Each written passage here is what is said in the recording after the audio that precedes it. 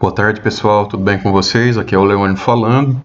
Então nós vamos para a nossa primeira aula nesse formato EAD, a minha primeira aula também nesse formato, então eu peço desculpas que a gente vai melhorando isso aí ao longo dos tempos, ao longo das aulas aí, desse período de quarentena, né? Eu espero que vocês todos estejam bem e desejo uma boa recuperação para todos e vamos junto. Por enquanto a gente vai ter que fazer assim, se comunicar à distância, falar de química à distância, para a gente poder dar seguimento ao curso de Físico-Química 2.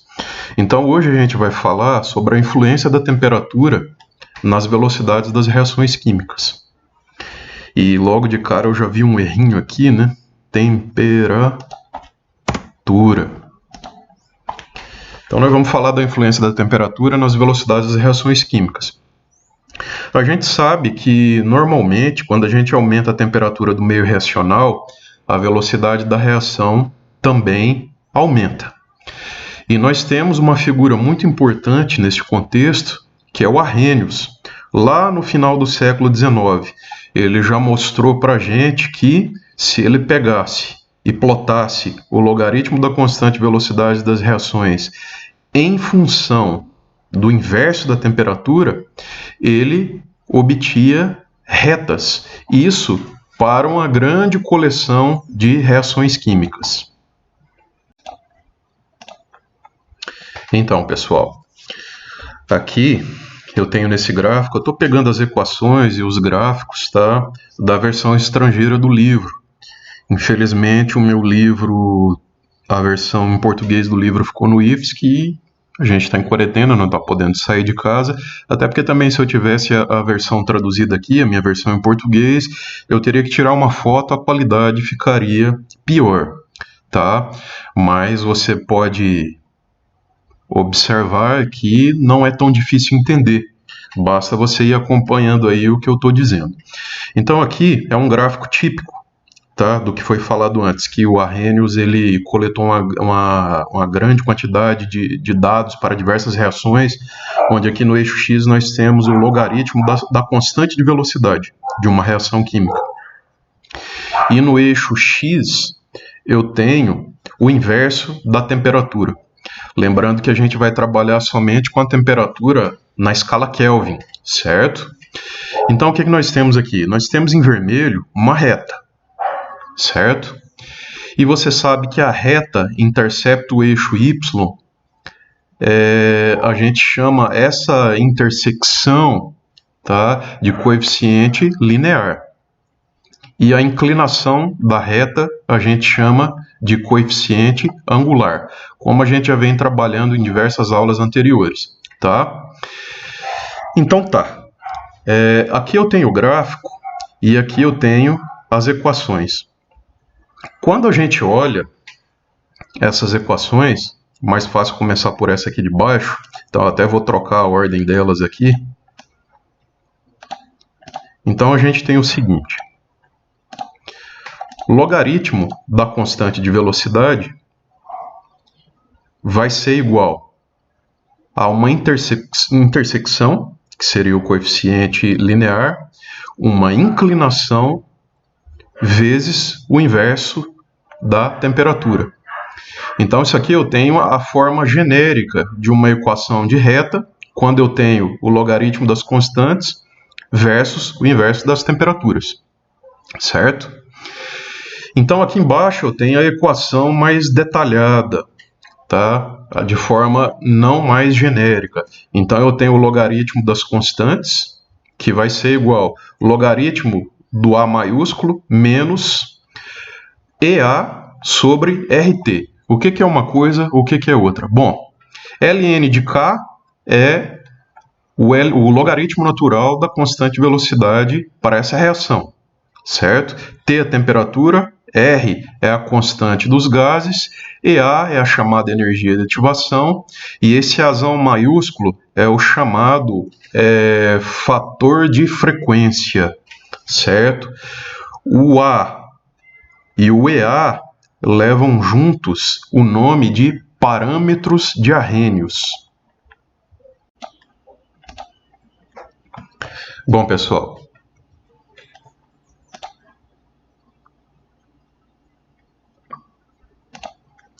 Bom, pessoal, dando seguimento à nossa aula, então, eu destaquei aqui os parâmetros de Arrhenius para que a gente entenda bem o que é uma coisa, o que é outra. Vou começar fazendo um esclarecimento. Talvez eu não tenha deixado claro, talvez você não tenha compreendido. Então isso tem que ficar bem claro, tá? Que um gráfico tipo desse, dos que o Arrhenius coletou no final do século XIX, é o seguinte: você tem o logaritmo de várias constantes para a mesma reação, sendo que essas constantes, cada constante, ela é obtida por uma temperatura diferente, certo? Então nós temos aqui o seguinte: um gráfico desse é construído da seguinte forma: você vai para o laboratório, faz a mesma reação para diferentes temperaturas, tá? E pega as informações e coleta elas da seguinte forma: para cada temperatura você tem uma constante característica, certo? Então você vai aqui no gráfico, né, faz a aquisição de dados e constrói o gráfico. Para cada temperatura você vai ter uma constante, tá? Então você pega o logaritmo da constante, ok? Pega o logaritmo da constante, pega o inverso da temperatura que aquela constante foi obtida, aí você tem um pontinho no gráfico. Muda a temperatura, tem outra constante, certo? E o inverso da respectiva temperatura. E assim por diante. Vai mudando a temperatura, você tem outro ponto no gráfico. Então, cada temperatura vai te dar um parzinho, o logaritmo da constante velocidade e o inverso da temperatura. Então, daí é assim que você constrói esse gráfico. Aí você vai ter os pontinhos, certo? Então, um gráfico desse, ele é construído para a mesma reação monitorada a diversas temperaturas, certo, pessoal? Então, que fique bem claro isso. Aí você tem a coleção de pontos, tá? E com essa coleção de pontos, você plota o gráfico. Usando o software, né? O software vai te dar a melhor reta. E é assim que se constrói esse gráfico. Então, veja bem.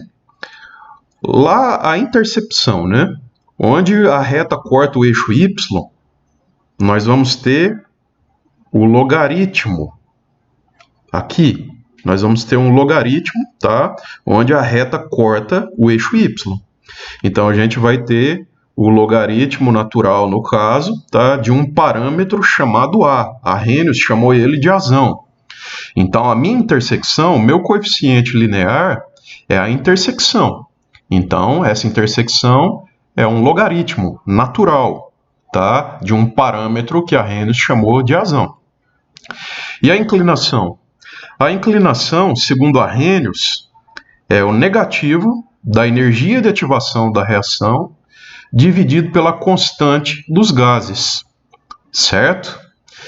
E 1 sobre T, ele não faz parte da inclinação, tá? 1 sobre T é a nossa variável independente, tá fazendo o papel aqui de x, certo? Logaritmo das constantes, eixo y, inverso da temperatura, eixo x.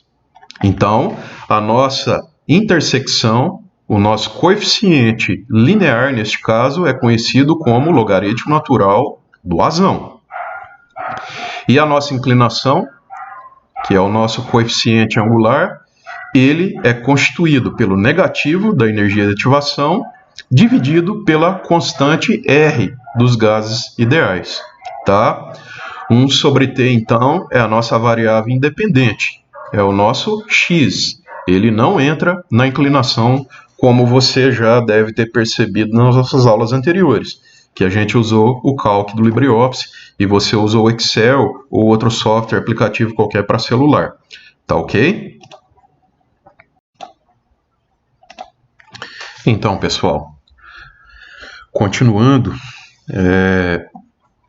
nós temos aqui então a equação de Arrhenius, certo?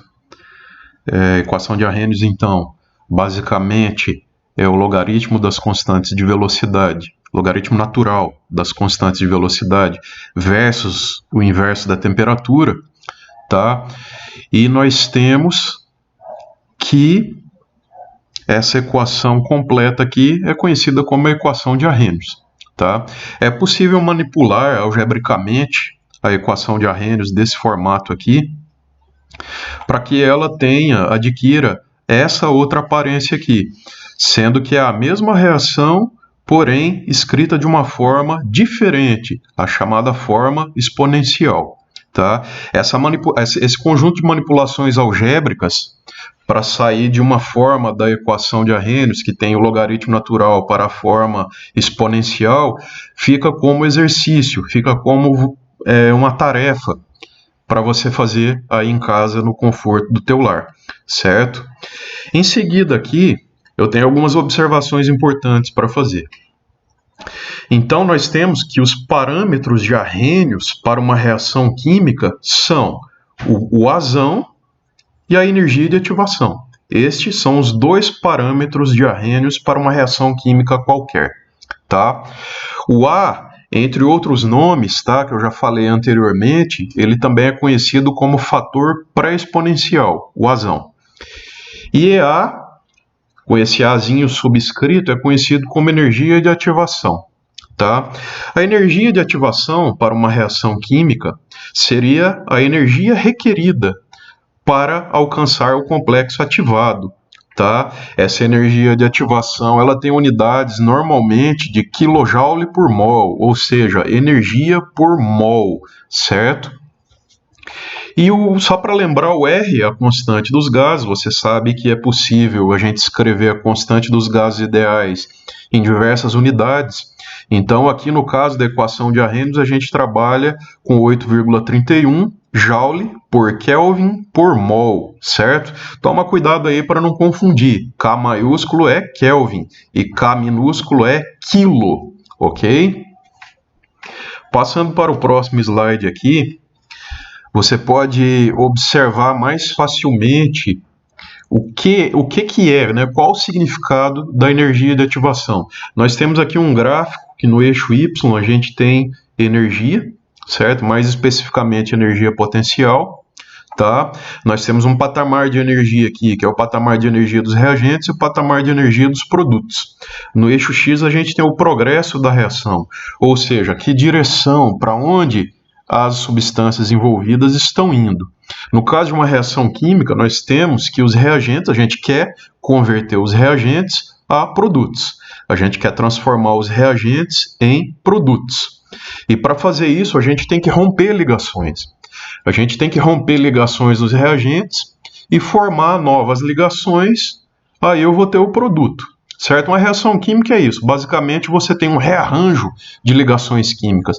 Você tem espécies químicas que lá nos reagentes elas estão ligadas de uma forma e nos produtos você tem que o arranjo, né, as ligações químicas foram alteradas.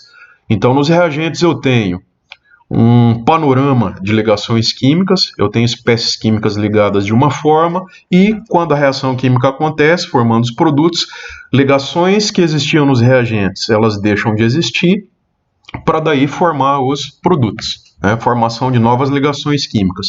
E a energia de ativação é justamente isso aqui, ó, essa diferença de energia. O quanto de energia eu gasto para elevar os reagentes até uma condição, certo, que eu chamo de complexo ativado, certo?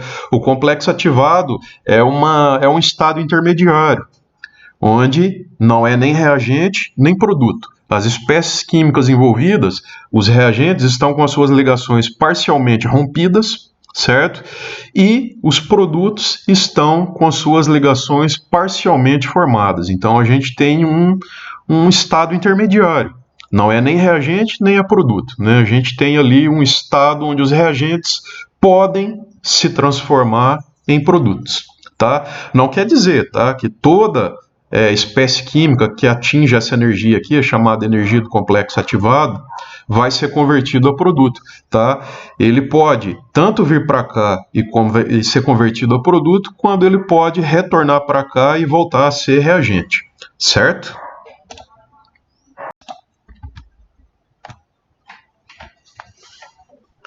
Prezados, então, considere o seguinte problema. Você quer conhecer os parâmetros de Arrhenius para uma reação química. Como é que você vai proceder? O que você vai fazer? Como é que a gente faz para encontrar esses parâmetros de Arrhenius? Você tem que fazer o seguinte, você tem que ir para o laboratório e fazer vários experimentos. A reação química em questão, seu objeto de estudo, que é a reação química em questão, deve ser executada em várias temperaturas. Após você fazer isso, a mesma reação química em várias temperaturas, você vai plotar o logaritmo natural das constantes de velocidade dessa reação versus o inverso da temperatura, certo? Dessa forma, usando o teu software preferido, você vai encontrar o coeficiente linear. O coeficiente linear é igual ao logaritmo natural do azão. E o coeficiente angular é igual menos a energia de ativação dividido por R. Uma vez que você tem o logaritmo natural do azão, como é que você chega no azão? Fica para você descobrir. Fica para você checar isso aí em casa. E como é que, a partir do coeficiente angular, já que você tem o negativo da energia de ativação sobre R, você chega na energia de ativação? Então, o coeficiente angular é um número que você encontrou usando o teu software preferido. Você vai igualar esse coeficiente angular que você encontrou com o negativo da energia de ativação sobre R. Então, basta você isolar a energia de ativação, certo? Usando essa equação que eu estou apontando aqui, que você vai tranquilamente chegar na sua energia de ativação. Aí você pode me perguntar, qual que é a importância disso? Por que eu iria querer conhecer os parâmetros de Arrhenius para uma reação química? Olha, talvez o azão a gente não esteja tão acostumado com ele, que é o fator pré-exponencial. Mas a energia de ativação é um parâmetro muito útil para caracterizar uma reação química. Com a energia de ativação, veja só, você tira informações quantitativas sobre a barreira energética para aquela reação química acontecer. Então, a energia de ativação é um parâmetro extremamente importante, que sempre aparece na química, que sempre os químicos usam para discutir reações químicas que eles estão investigando. Então, a energia de ativação é um parâmetro muito importante. E eu te disse agora, nesta aula à distância, como é que você pode encontrar a energia de ativação de uma reação química, certo? Na disciplina de Físico-Química Experimental, que provavelmente você vai fazer no próximo semestre, nós vamos fazer alguns experimentos, tá? Para a gente conseguir a energia de ativação de uma reação química. Beleza?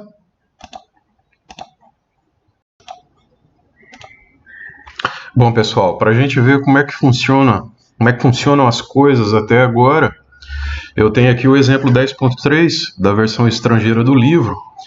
Eu não sei qual é o número desse exemplo na versão traduzida, mas você pode encontrar ele facilmente. E você vai ver que não é difícil acompanhar a resolução desse exercício aqui não, desse exemplo 10.3. Bom, então vamos lá. Determinando os parâmetros de Arrhenius. A velocidade da decomposição de segunda ordem do acetaldeído, que é o etanol, função orgânica aldeído, foi medida sobre a faixa de 700 até 1000 kelvins. E as constantes de velocidades que foram encontradas estão reportadas abaixo. Determine a energia de ativação e o fator pré-exponencial. Bom, o que é que nós temos aqui? Uma reação química ela foi investigada e determinou-se as velocidades, consequentemente as constantes da velocidade para esta reação em diversas temperaturas, como vocês podem ver aqui, entre 700 e 1000 Kelvin. Então, para cada temperatura, nós temos o valor de uma constante, certo? Então, para 700 Kelvin de temperatura, a constante velocidade da reação foi 0,011. Para 730 Kelvin, 0,035. E assim por diante. Então, o que os pesquisadores fizeram aqui? Monitoraram a velocidade da reação para diversas temperaturas, certo? Em outras palavras, para cada temperatura, eles determinaram a constante de velocidade da reação em questão. E organizaram esses dados em uma tabela, tá? Então, a questão é que a gente obtenha os parâmetros de Arrhenius para a reação em questão. Tá? Quais são os parâmetros de Arrhenius? O azão e a energia de ativação, certo?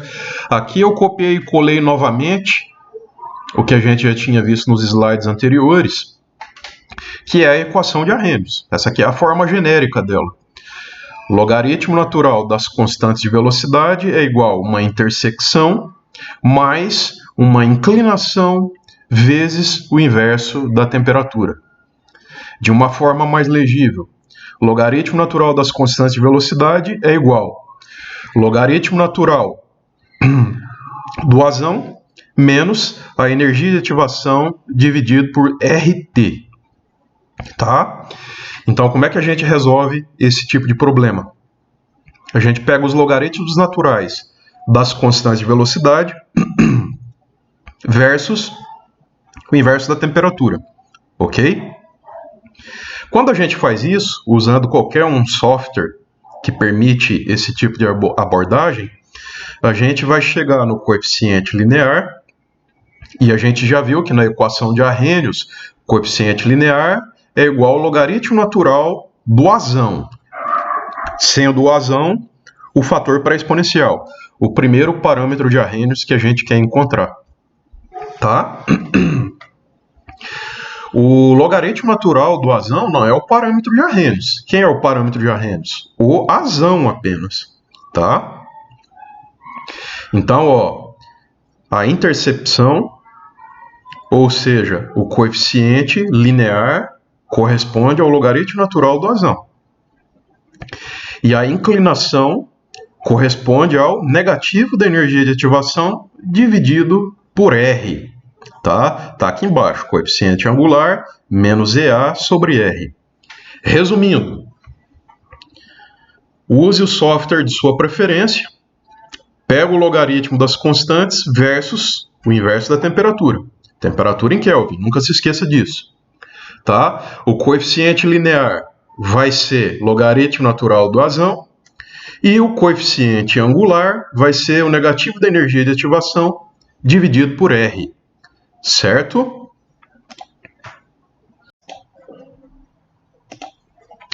Bom, pessoal, estou usando o LibreOffice Calc. A gente já usou ele em diversas outras aulas.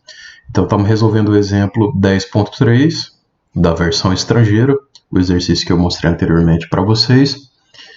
E o que eu fiz aqui foi montar uma tabela com as temperaturas e as constantes de velocidade.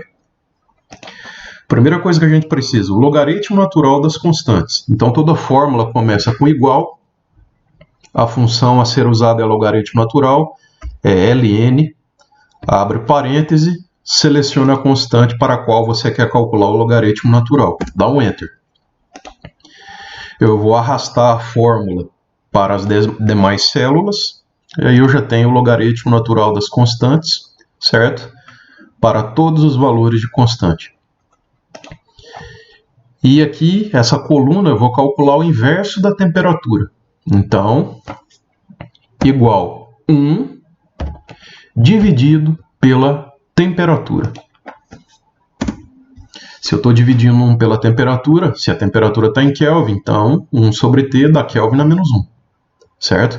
Não confunde esse K aqui de Kelvin com esse Kzinho aqui, que é o K de constante de velocidade. Então eu vou arrastar a fórmula para as demais células. Agora eu já tenho todos os valores de inverso de temperatura e logaritmo natural das constantes de velocidade. O que eu tenho que fazer agora? Agora a gente vai encontrar o coeficiente linear, certo? Coeficiente linear que a gente viu para a equação de Arrhenius é o quê? É o logaritmo natural do azão, certo? Então vamos lá. Função no calc do LibreOffice que me fornece coeficiente linear. Qual é? Intercepção. Ó, dica da função. Está pedindo para eu selecionar primeiro os dados y. Quem vai no eixo y, manipulando os dados ali usando a equação de Arrhenius, no eixo y vai o logaritmo natural das constantes, certo? Coloco um ponto e vírgula. Agora, o software está me dando a dica para eu selecionar os dados x. Quem são os dados x, usando a equação de Arrhenius? O inverso das temperaturas.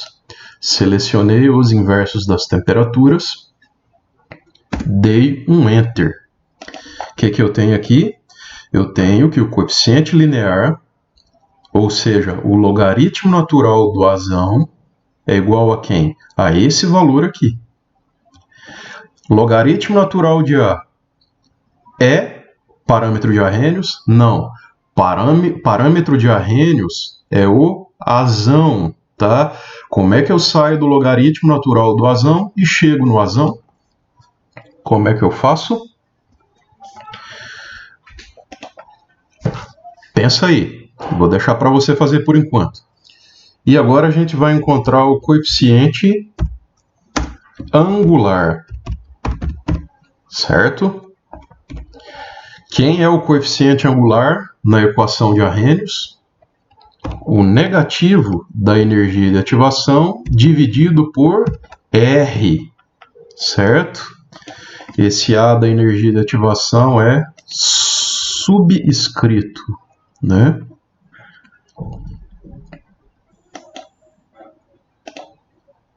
Tá? Então,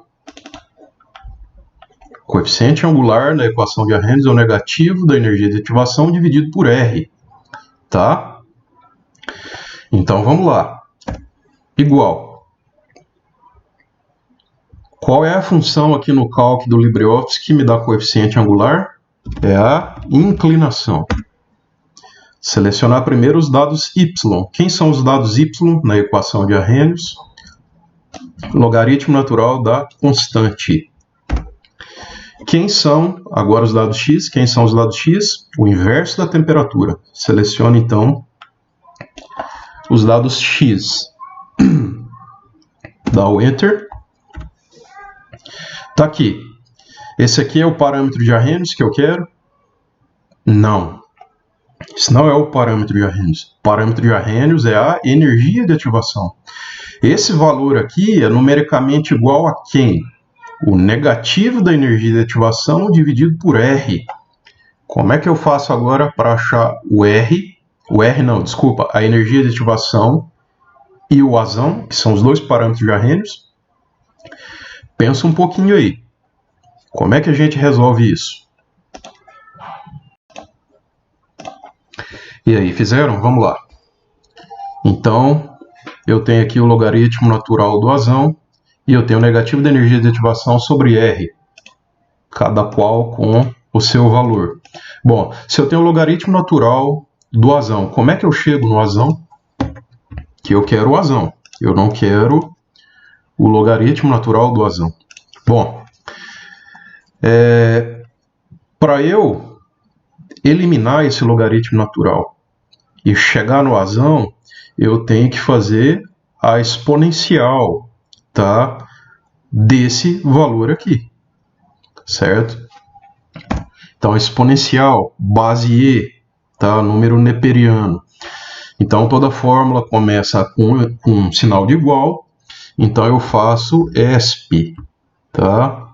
ESP é a exponencial, base E do número que você quer calcular. Então, a exponencial desse valor aqui me dá o meu Azão.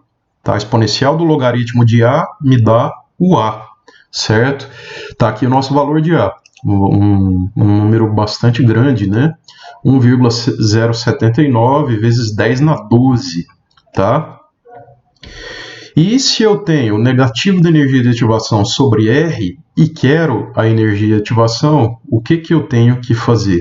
Só lembrando que o R, o valor dele neste contexto aqui, para trabalhar com a equação de Arrhenius, é 8,31, certo? 8,31 joule por Kelvin por mol, como nós vimos anteriormente, certo?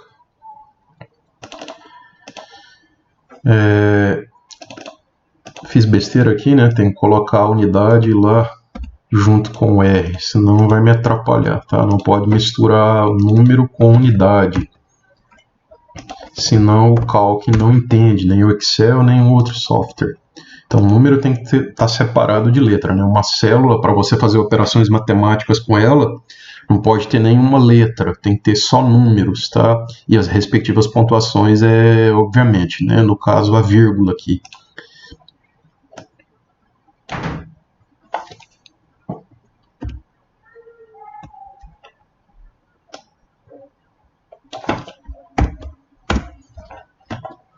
Eu acabei vendo agora há pouco que esse software que eu uso aqui para gravar a minha voz e capturar o que eu estou fazendo na tela, ele não pega as dicas que o software mostra. No caso, os menus, se eu clicar aqui nos menus, não aparece aí para vocês, né? Isso é uma coisa que eu tenho que aprender depois, como é que resolve, né? Por enquanto eu não sei resolver isso aí. Então tá aqui o valor de R, 8,31, certo? Se eu tenho que o negativo da energia de ativação sobre R é igual a esse número, como é que eu chego na energia de ativação? Como é que eu vou chegar na energia de ativação? Bom, se eu multiplicar isso aqui, ó, por R, vai cortar R com R, e eu vou ter o negativo da energia de ativação. Se eu tenho o negativo da energia de ativação e quero a energia de ativação, é só multiplicar por menos 1, ou seja, trocar o sinal, correto? Então eu vou fazer isso, ó, igual menos 1 que multiplica. Menos 1 que multiplica quem? Esse valor aqui, que é igual ao negativo da energia de ativação sobre R, tá? E ainda multiplicar esse número pelo meu valor de R. É só clicar aqui na célula que contém o valor de R, tá? Então, tá aqui o valor da nossa energia de ativação, tá? Quais são as unidades da energia de ativação? As unidades da energia de ativação é o que? É energia por mol. Então, neste caso, você pode conferir aí, fazendo a análise minuciosa das unidades, você vai ver que a energia de ativação, neste caso, é joule por mol, tá? Joule por mol. Tá aqui. Nossa energia de ativação. Se você quiser expressar esse valor em kJ por mol, você pode também, sem problema algum.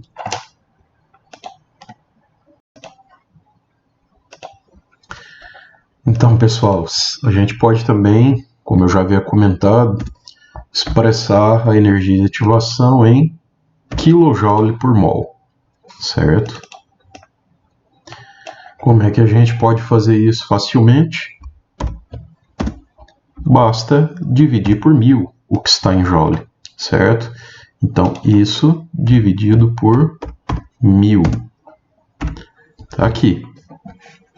Então, nossa energia de ativação para a reação em questão é 188, cerca de 188 kJ por mol.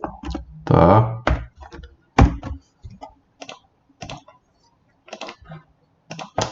Uma análise detalhada aí é extremamente recomendado, tá?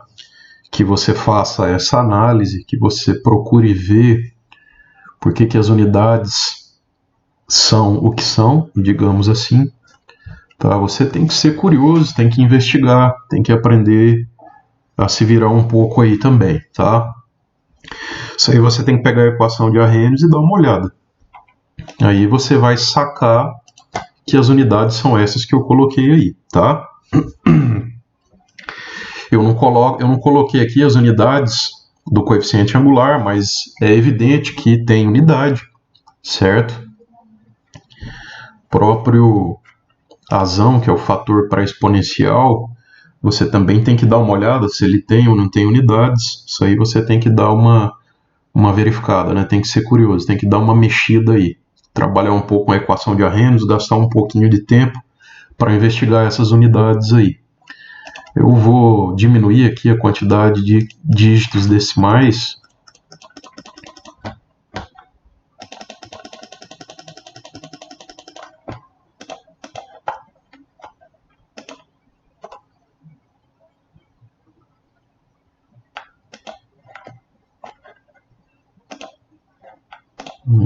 Estamos diminuindo aí para apenas uma casa após a vírgula, ou seja, aqui no caso 2 dígitos decimais, nós temos que o azão é igual a 1,1 vezes 10 na 12, certo? Um número bem grande.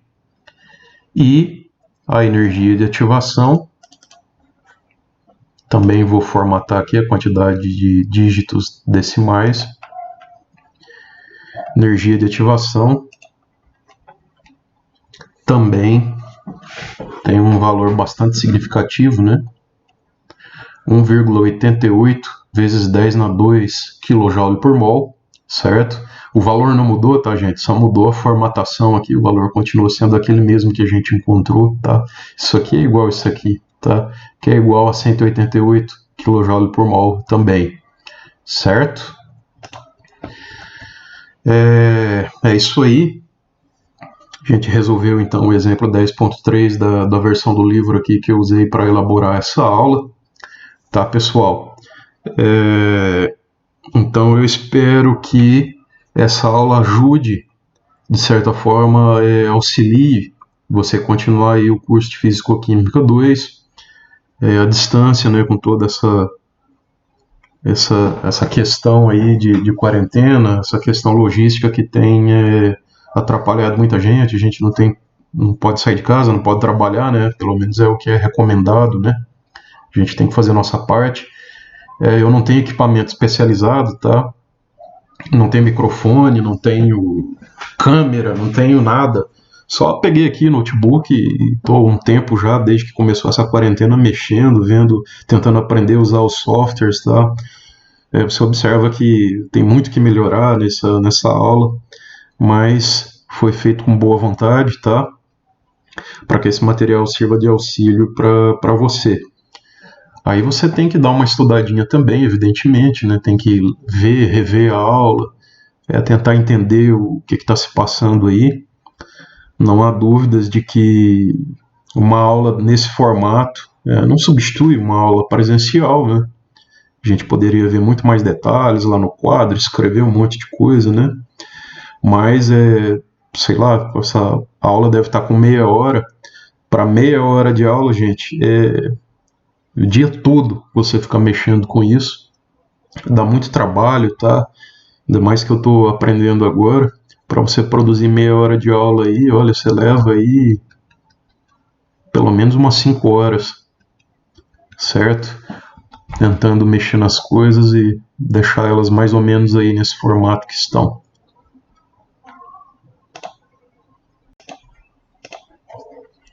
Vou colocar aqui as unidades do parâmetro de Arrhenius, o azão, que é o fator pré-exponencial. Ele tem as mesmas unidades que a constante de velocidade, certo? Vou copiar e colar lá.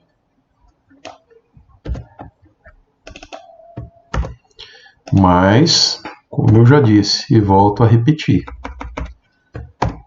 você tem que chegar a essa conclusão, tá?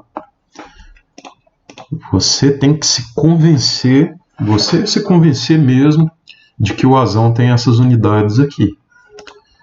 Certo, moçada?